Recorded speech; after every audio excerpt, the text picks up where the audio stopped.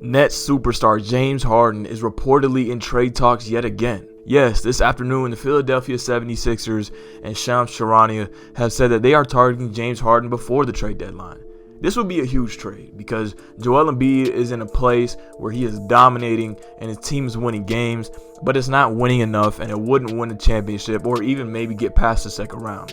So Joel Embiid definitely needs help, and this is one thing that he's needed for the past years. But to get Joel Embiid, potentially James Harden, at the peak of his career would be something that Philadelphia 76ers fans love. So today we will go over the potential trade that they can put down for James Harden, and also what it means for both teams. The Nets, are they stepping back? Did their big three super team fail? And Philadelphia moving towards a new era with a experienced superstar in James Harden. Let's get straight into it. Now first, let's go over the trade. I think the trade is understood that it will most likely be Ben Simmons, Tyrese Maxey, Matisse Thybulle, a 2022 first and a 2022 protected first for James Harden. This trade rumor has been going around for a long time, even before James Harden even joined the Nets. And James Harden hasn't even played 2 full seasons on the Nets. And when it comes to regular season games, he's played like 1 full season with the Nets. 1 full season. And they decide to break up this soon? Kevin Durant said he loves James Harden and all he can do for him and the great playmaker that he is. But I think if the Nets want to trade James Harden, they are saying fuck it to our championship expectations. Because look, Kevin Durant is a great playmaker. He's a pretty good one. Kyrie, pretty good playmaker. Ben Simmons, if they get him, solid playmaker. Tyrese Maxey and Matisse Thybulle, some depth. But that is not getting you past the elite teams in the East or even beating the Phoenix Suns or the Golden State Warriors in the finals. So, what this means for the Brooklyn Nets is that their big three super team, the most offensively talented team of all time, failed. It failed. James Harden even said himself that he wished Kyrie Irving would play more because he's not vaxxed. And then he went on a little tangent which made it seem like he was a little bit disgruntled. Not that he wanted to get traded from the organization, but something that he just was not happy with. And it makes sense. James Harden is trying to solidify himself as the 3rd greatest shooting guard of all time behind Kobe Bryant and Michael Jordan. And to do that, he kind of needs a championship.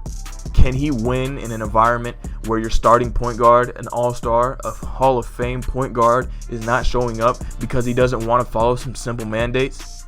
Can you win in an environment where KD is missing about a month and a half of basketball because of a messed up leg? You can't win in that environment, and they didn't do it last year. James Harden also did lay an egg in the second round last year, but we can blame that on his hamstring. This year he's been a lot better than what he was in that Bucks series, obviously. He's kind of went back to his former self. Although it was a struggle fest in the beginning of the season, he's bounced back. He's had some 30-point triple-doubles. He's had some fantastic games for the Nets.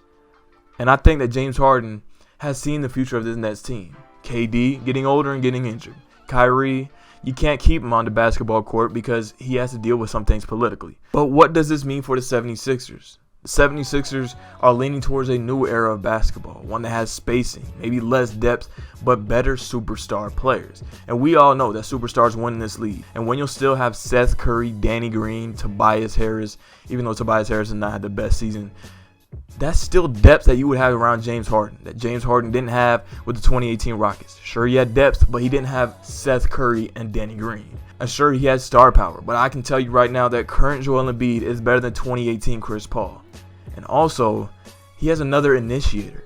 Joel Embiid has improved as a passer, and he's a much better scorer than Chris Paul. That makes it a lot easier on James Harden. I know the playmaking is a thing that Joel Embiid doesn't excel at. He's pretty good at it, but he doesn't excel at it. But I don't think that's a big concern. James Harden at the point guard is all you need for playmaking, and we've seen that with the Nets roster. James Harden last year with the Brooklyn Nets carried them to multiple regular season wins because of his elite playmaking. And well, shit, in Houston, he did it for around 8 years, where he would carry that team to regular season wins with his elite playmaking.